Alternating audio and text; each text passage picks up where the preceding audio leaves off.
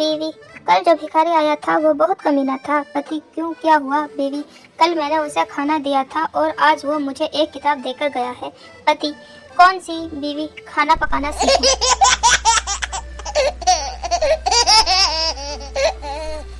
एक ladies interview देने गई। इंटरव्यूअर, क्या करती हो आप? लेडी, मैं पायलट हूँ। इंटरव्यूअर, बहुत आदर के साथ, क्या उड़ाती हैं आप? लेडी, मैं पति के पैसे।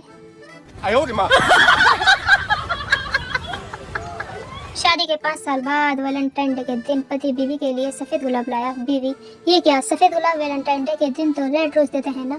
पति, अब जिंदगी में प्यार से ज्यादा शांति की जरूरत है।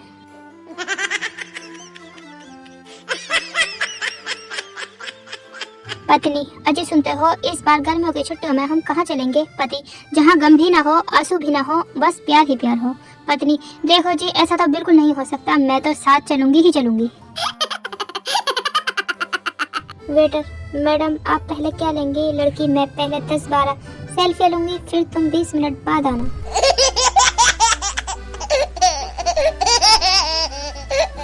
एक महिला ने एक दिन अपने पति का मोबाइल चेक किया तो उसमें कुछ नंबर कुछ अलग ही ढंग से सेव किए हुए थे, जैसे आंखों का इलाज, होठों का इलाज, दिल का इलाज। पत्नी ने गुस्से में अपना नंबर डायल किया, नाम आया लाइलाज। नो। पत्नी, टोस्ट पर शहद लगा दूं, खाओगे? पति स्टाइल मारते हुए, शहद मधुमक्खी के मुंह से निकलता है, मैं किसी के मुंह से निकली हुई चीज नहीं खाता। पत्नी, तो फिर अंडा बना दो। नो। जब पत्नी से झगड़ा होता है, मन करता है खुद को खत्म कर लूं, पर फिर यह सोच कर रुक जाता हूँ कि हिंदुस्तान में शेर बचे ही कितने हैं।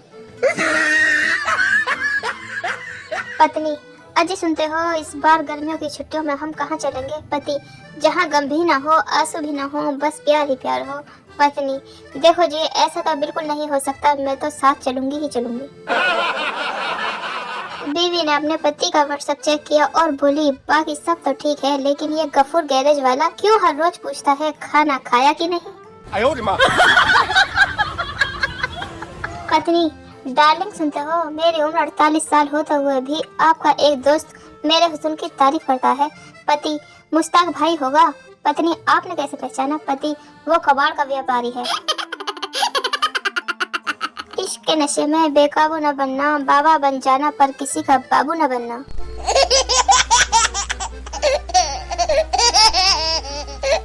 बहस करने वाला हर आदमी एक बात जरूर बोलता है कि मेरे पास इतना टाइम नहीं है कि मैं तुमसे बहस करूं।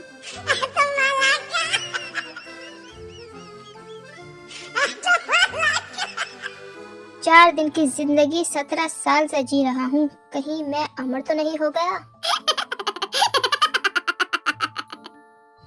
एक बात पूछनी थी दोस्तों, धनतेरस को तकिया ले सकते हैं क्या? वो भी तो सोने की चीज है ना।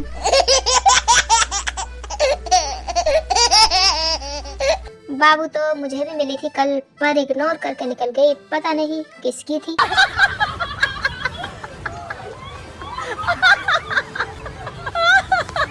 सॉरी बोलने वालों को समझदार कहते हैं और बिना गलती के सॉरी बोलने वालों को बाबू कहते हैं। पति पत्नी को संस्कृत सीख लेनी चाहिए ताकि कभी झगड़ा हो तो पड़ोसियों को लगे कि पूजा चल रही है।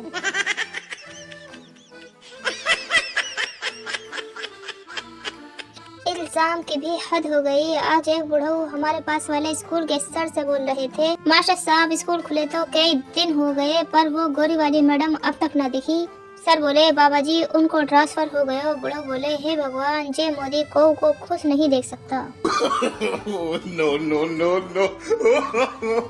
पोपटलाल की घरवाली मर गई पर उसकी आंखों में आंसू की एक बूंद न थी। एक दोस्त ने कहा, रोगे नहीं तो लोग क्या कहेंगे? पोपटलाल, मन में तो खुशी है तो आंसू कहाँ से आएंगे? दोस्त, यूँ सोच, तेरी बीवी जिंदा हो गई है। अब पोपट बिलक बिलक कर रो रहा है, सब चुप कराने में लगे हैं लेकिन पोपट चुप ही नहीं हो रहा।